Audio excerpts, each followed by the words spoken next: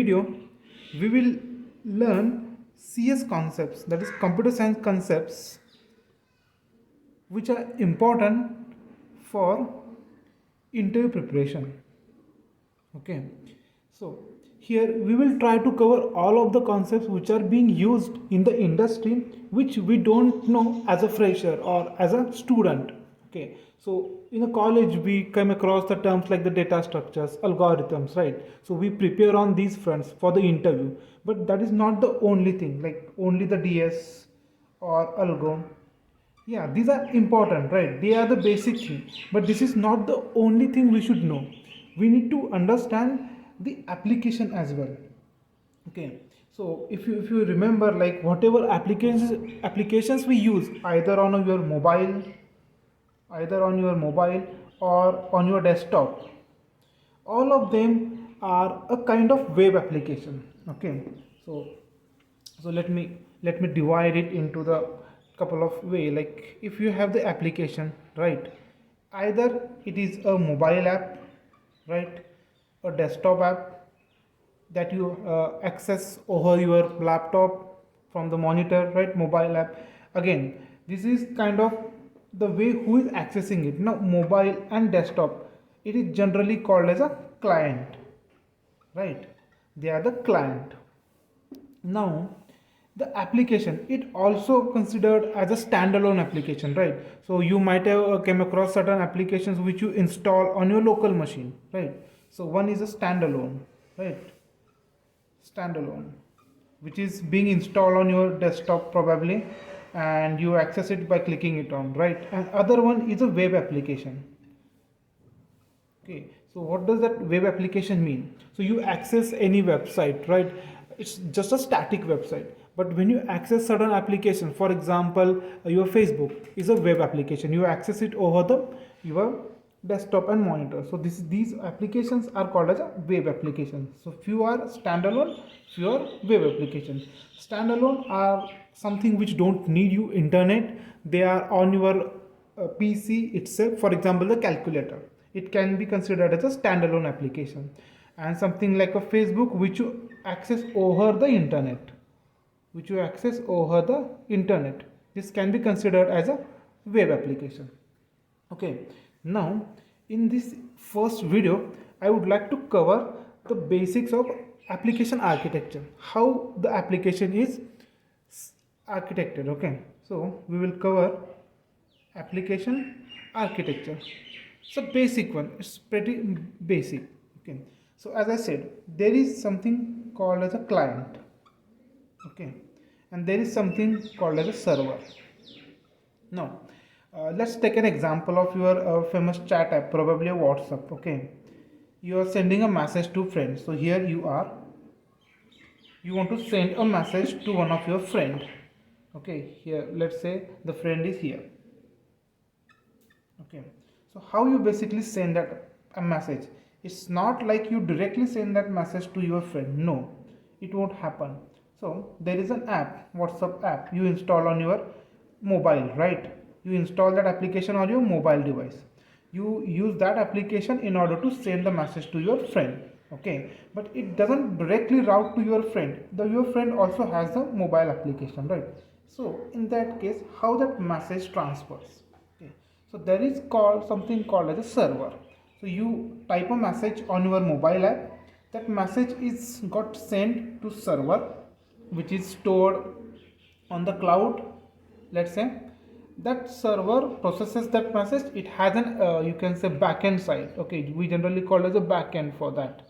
So it has a code running, okay, which understand to whom that message has to be sent based on the whatever you have sent.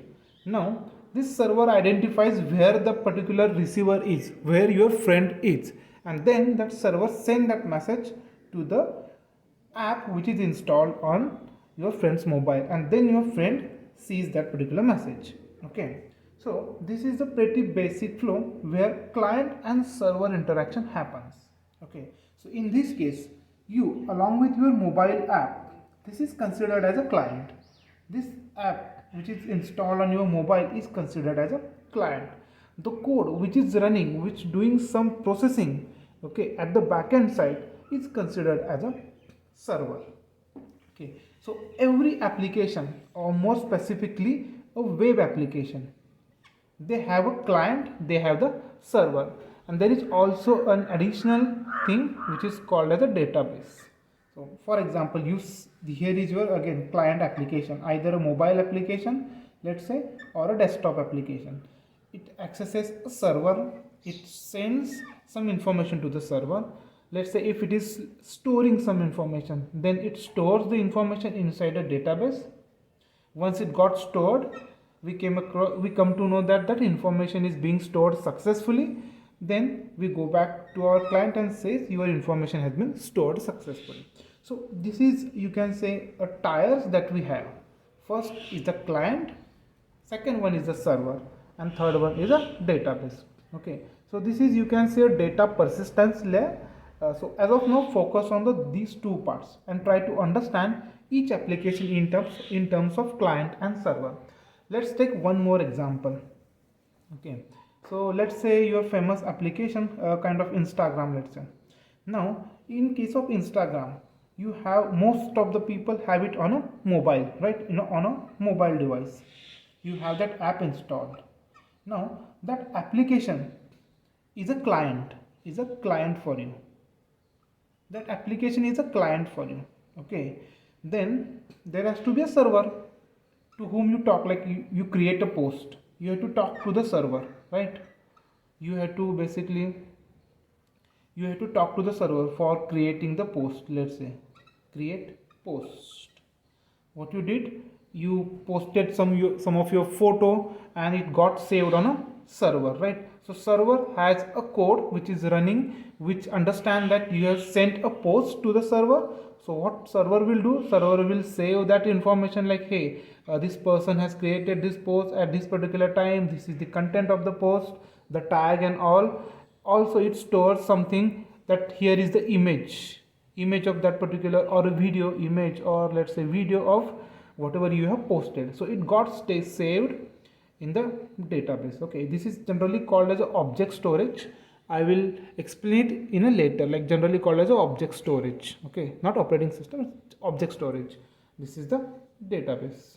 Okay, we will talk about these things later. Even we talk about the database things later. Just try to understand each application in terms of client and server scenarios. Okay, so here your Instagram is a client. The application which is installed on your mobile is a client for you. The application talks to a server. Okay, so this is the server. Okay, this is the server. And let's say here is one of your friend whose mobile is, let's say he has opened that particular application, and then once you create a post, that post is pushed to his feeds, and he understand that, hey, one of my friend A has posted some new post, and which is being displayed on my feed. Okay, so server sends that information back to your followers, for example, right? So B is following you, and hence B receive your post. So this happens in this scenario, like client, server, this type of interaction. Generally client are also called as a front end. Okay, so you might heard this term interchangeably, like front end or a client, server or a back end. Okay, so you might have seen some of the openings, right, where they mention that we need a front end developer, we need a back end developers, right? So what does that mean? If they are requiring a front end developer, they are talking about the client side. They want someone who can write a client, that is either a mobile app or a web app whose front end. Okay, so there are different frameworks to implement front end, there are different frameworks to implement back end. We will cover all of these in our upcoming videos. Okay, so as of now, just try to focus on basics of application, that is client and server.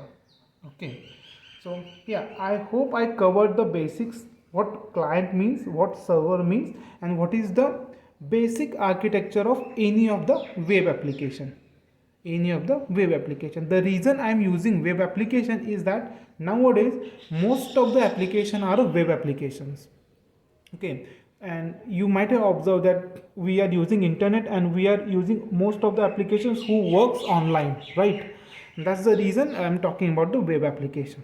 Okay, so for this video we will stop here, and in upcoming videos we will try to learn more about the application architecture. We try to learn more about what are other CS concepts which is being used in the industry level, which you should know before going to the interview. It will help you along with your basic knowledge of a data structure and algorithm.